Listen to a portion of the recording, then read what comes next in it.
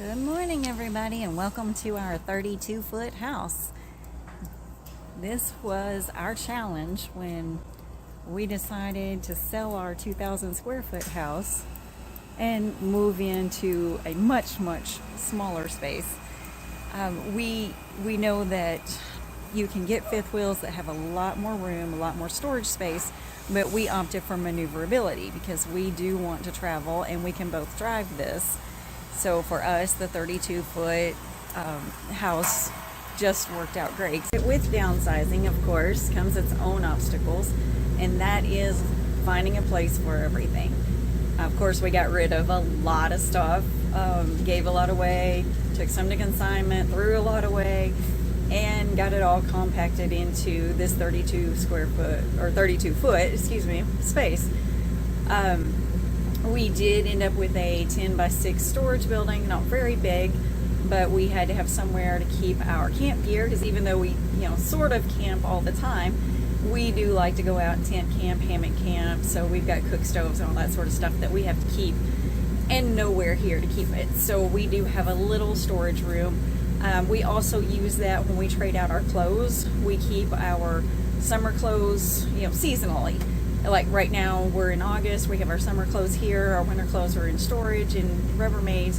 We'll swap those out when it starts getting cold. But just a few little helpful tips that we've kind of learned along the way, and hopefully it'll help you. I would like to show you just a few things around our house. For starters, you really have to live with the everything has a place and everything stays in its place theory. Because if you don't, it'll be overwhelming in a big hurry when you're living in this small of a space. So, my first recommendation is make sure you keep everything put away. But because we're mobile, you want to make sure everything is stationary.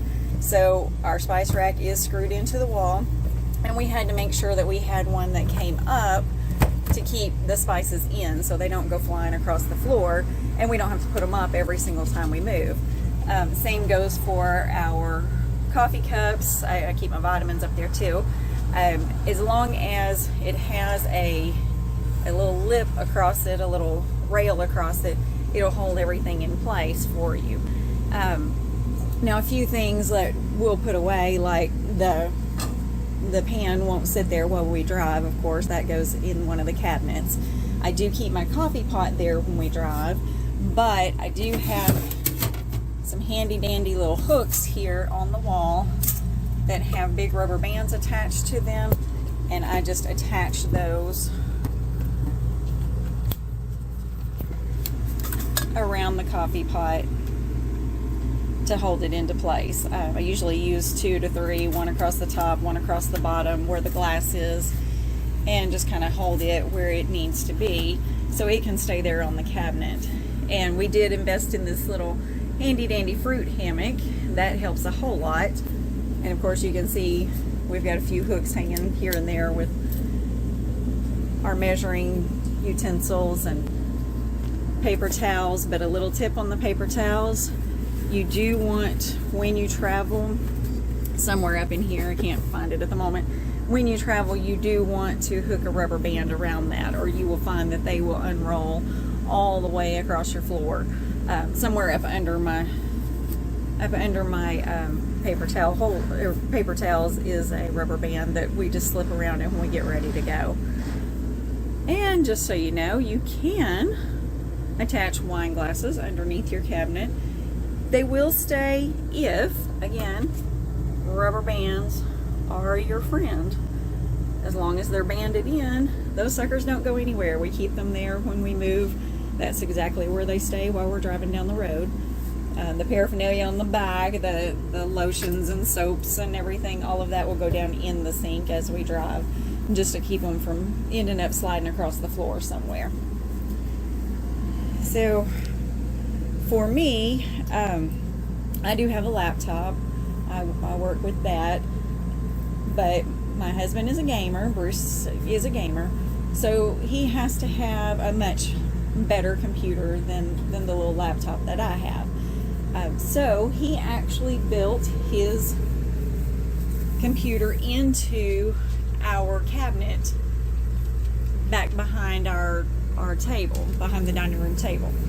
and he put the monitor on a swinging arm so that that will swing in and out. He can pull it up in front of him onto the table when he's working on it, but if we want to sit here and eat, it will swing back, and it's attached to the table so that it doesn't fall over when we move. And again, you know, keyboard stuff that goes up on the table when he's working on it. It's just the two of us in here, so we don't need the back half of the cushions anyway. And if you're at all familiar with trying to get these cushions in and out to get to anything in the back, you're only going to put something there once, and then you're going to take it out and find another spot for it, because once you move all of those cushions to get to something, you discover just how obnoxious those holders are. So we do have a drawer in the front of ours. We use the drawer, but the back shelves storage we just use for things that we are very rarely going to get to, or like I said, the back part right there has his computer, and he did add a vent to it. You can see his computer power button. He did add a vent to it to keep it from overheating inside there, and he's run the cable. We do have cable internet here where we are, so he's run the cable out underneath the slide, and we just unhook it when we get ready to go. And this is the other end of the slide out. This is where the cable comes out, and as you can see, Bruce also added more vents on the outside to help keep his computer vented. And he ran a separate electrical outlet that the computer plugs directly in, so it's not plugged into the camper where it pulls the electricity from the camper, since there's only so many amps that a motorhome or an RV can pull without pop-in breakers. So it is actually plugged into the box separately. One thing I would recommend getting for sure is a dehumidifier, because campers do get a little have a tendency to get a little moldy if you're not careful. You do get moisture up in there, and that kind of helps keep the moisture down, keeps you from getting the mold and the mildew in your camper. This is what I refer to as the weight loss program, because you're definitely not going to gain weight and still fit in this bathroom. You are very conscious of what you eat and how much you eat and how much space you have when you live in this small of an area. So healthy is a good choice for us. We did learn a few things, like, again, everything has lips on it so it can't slide out. And we installed this little drawer system that we got just at Walmart in the Rubbermaid section. We did screw it to the wall so it won't come sliding out, but to keep the drawers from popping open while we're driving down the road, we just keep that little rubber band there and pull it around the front. Again, rubber bands are our friends, but that keeps the drawers from popping open. And we also do the same thing I was talking about with the paper towels. We do put the rubber band around the toilet paper when we're driving down the road to keep it from unrolling. You also learn things like we never fold anything anymore. Everything is rolled. When you roll it, you can fit more things in. You have more room to pack it in. So our laundry now is no longer folded. It is all rolled. I also invented these handy dandy little toothbrush holders. Just some command strips with Velcro to a travel toothbrush holder. We just split that in half. That gives you the ventilation you need at the bottom, because it's got the holes where it'll drip and keep it clean. But also get your toothbrush out where you can get to it. Keeps it handy for you. So that was just one of the little inventions we came up with along the way. You'll figure things out as you go, what works, what doesn't. And again, you do give up a lot of storage when you come to this small of an area.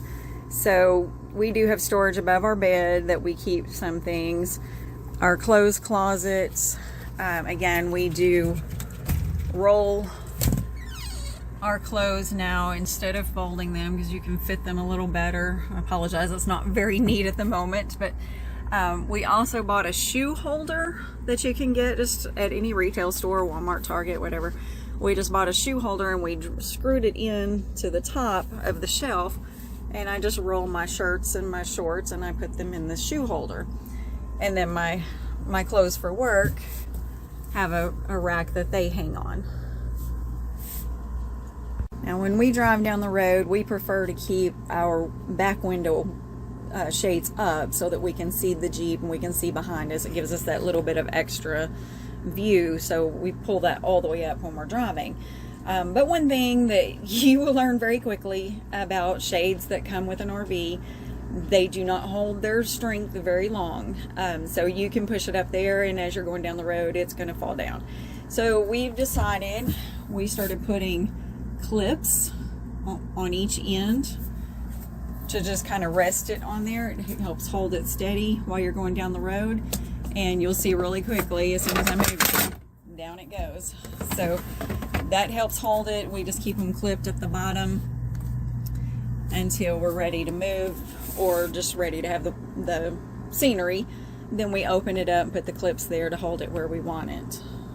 I do recommend that you get some sort of little basket or something to put small things in, like your earbuds, your chapstick, reading glasses, whatever little things that you have that you keep by your bed, because ours, as most RVs have a little hole that goes to nowhere. So if anything gets slid up in there, I'm sure it's under there somewhere, but I couldn't tell you how to find it. It does not connect to the bin that's in the back of our RV, and our bed frame does not lift up. So somewhere under there's probably a lot of lost articles, but just keep your little things put away in a basket. That'll help you keep from losing it up under your bed if you have the same issue. I do also highly recommend that you utilize every inch of space you have.